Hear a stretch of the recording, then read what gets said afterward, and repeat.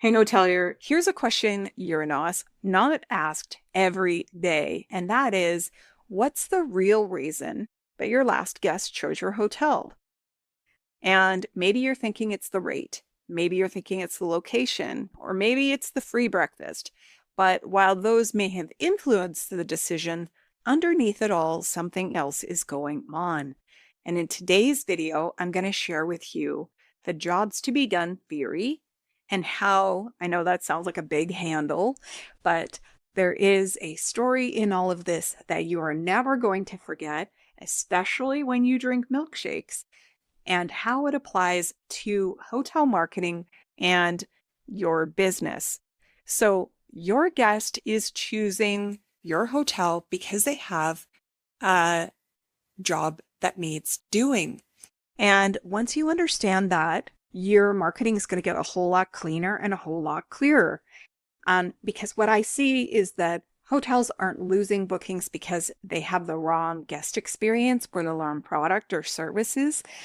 They miss bookings because their message either isn't being conveyed at all, or it's being described in the wrong way. And so all of this got me thinking about me as a guest.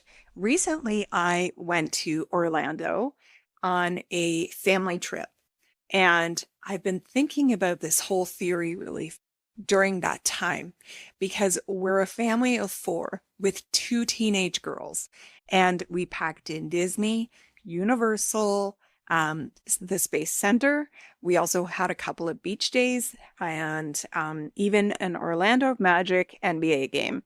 So what was important to me before I booked a single ticket, I really had one non-negotiable, and that was I wasn't going to be coming home exhausted more than when I left. And you know that old saying, I need a vacation from my vacation. Yeah, I didn't want to be feeling any of that. I knew that travel was going to be a little bit tiring. I knew that days at the park may be a little bit tiring for sure. But anybody who has ever crammed a family of four into a standard two queen room knows how fast that can go sideways, especially with teenagers. Is anybody getting any really good sleep? How is that one bathroom working out with four of you? Without a kitchen or a place to fill water bottles or prepare snacks for those park days, everybody was surely going to be really, really stressed before the gate opened. So I wasn't just looking for a hotel in Orlando. I was looking for a property who was going to help me have an easygoing vacation and not need a vacation from the vacation. And that is a very different decision than just shopping for a hotel room. Sure, there are times when I need the standard two queen room with, you know, the mini fridge and, one bathroom, and that's all fine. There are times for that. But we all have moments where we have a different job that needs to be done. And this is where hotel marketing goes wrong because a lot of hotels have what guests need, but they're just not saying it in a way that really lands.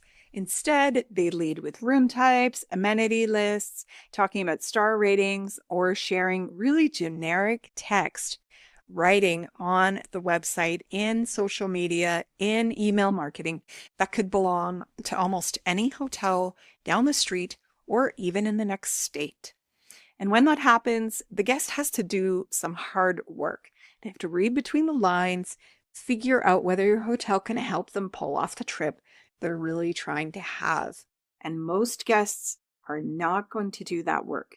They are going to leave, or they'll compare you based on those same amenities. Based on what? Yes, they'll compare you based upon price. So this is where getting clear really matters. And I'm going to share a fun story with you. It's a brilliant story, actually. It's based on milkshakes. So if you like milkshakes like me, lean in a little bit. This is a really valuable marketing theory, and you'll find out how this can be applied. So there is a famous case study done by Harvard professor Clay Christensen, and it became known as the jobs to be done theory. But here's how the story went. A fast food chain wanted to sell more milkshakes, and they were wondering, why are milkshakes sales down? And they ran surveys, focus groups, product testing, all the usual stuff.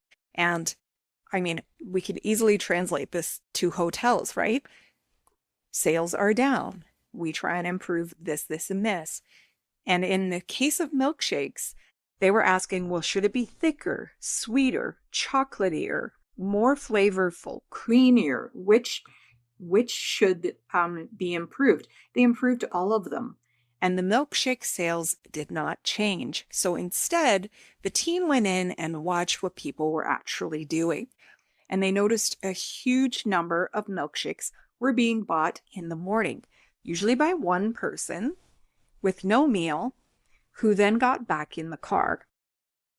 A little bit peculiar, but the job was not buy a tasty milkshake. The job was that they were doing, those people that bought the milkshakes in the morning and left the store in their car, the job that they were trying to get done was, give me something that's easy to hold in one hand, that keeps me full on a long commute and doesn't really make a mess. They were not hiring a milkshake. They were hiring a commute companion. Same product, different job. And when we often think about, well, what else could they have hired, right? To help them sort of be entertained in a way or satiated in a way on that long commute. And when you think about a hot coffee, well, you run the risk of getting burned. Eventually that coffee is going to go cold and not be as great if you don't drink it. The other option might be a donut or a sticky pastry sweet. And yeah, that leaves your fingers sticky and crumbs on your car. And when you're headed to work, that's not the best option. So a milkshake it was. And that's the shift we're trying to apply to our hotel marketing. What job is your guest hiring your hotel to do? So now let's think about your guests. A family is not booking a room. They're trying to make the trip feel easy enough that everybody has a good time and comes home still liking each other, such is the case in my story. A couple is not booking a king suite. They're trying to reconnect before work, school, or routine takes over again. And a corporate traveler is not booking a room with a desk and a bed. They're trying to arrive ready for an important meeting without the travel draining them first. And last example, a family reunion group is not booking a room block. They're trying to bring people back together in a way that actually feels meaningful. And these are all jobs. These are all jobs that your guests are trying to get done. And when your marketing can speak directly to that job, well, something changes and the guests stop scrolling and they stop comparing you to the hotel down the street, and they start thinking, yes, this is exactly what I'm thinking. This place gets what I need. And that is the moment that a booking becomes more likely. You have cut through the feature comparison, the price comparison. And when your marketing does not create that moment, well, here's what happens. The guest lands on your site, receives your email, finds your ad, or comes across your social media post, but nothing really speaks to them. So they're kind of like, well, okay, they feel very much like everybody else. So they leave. And you don't know. There's no alert that goes off that says somebody looked at you and left. No warning, no easy way to know. The warm, ready to book guest just walked away. And the guests who do stay, well, if the messaging isn't clear, they stick around to compare you on rate.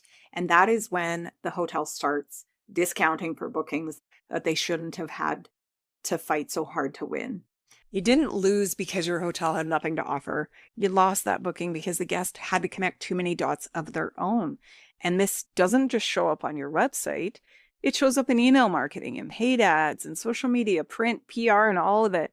Because when the message is off, every channel is just amplifying the wrong thing. So let's head back to Orlando and my trip. What I ended up booking was a 2-bedroom suite at Parkway Orlando Resort. And what sold me was not just the room, but it and the pools and all the other amenities that they have, but it was a setup that was meant for the trip we were trying to have. And that was a full kitchen and a living room and 2 bathrooms, which was absolutely non-negotiable with teenage girls, and 2 balconies with a view of Disney fireworks. And that hotel fit the job. We all slept, we all had space, and nobody came home needing a vacation to recover from the vacation. And that's the difference between listing features and showing a guest how your hotel fits their life. So when hotels get this right, good things follow. ADR is easier to protect. Reviews get stronger. Repeat guest stays make more sense. And direct bookings have a way better chance to grow. Because again, doing what can't be done on OTA sites is always a win. And maybe most importantly of all, your marketing stops feeling like guesswork. You know the message that you need to share. So because now you're not just pushing rooms, you're showing the guest why your hotel makes their trip work. So here's the question. Does your marketing give your guests that immediate feeling of, yes, this is for me? Yes, they understand the job that I'm trying to get done. And if not, that's probably the thing to fix first. And if you're realizing that the problem goes beyond just the words on a page and into the way that your hotel is showing up online overall, you're going to want to watch this video for marketing fixes that boost revenue in the age of AI. Because when your message is clear, the next step is making sure that people can actually find and understand your hotel in the first place. And that video is going to walk you through what to fix next. But if this video gave you a new way to think about your marketing, subscribe, leave a comment, and tell me this. What job do you think your best guest is really hiring your hotel to do? Thanks for watching, and we'll see you in the next video.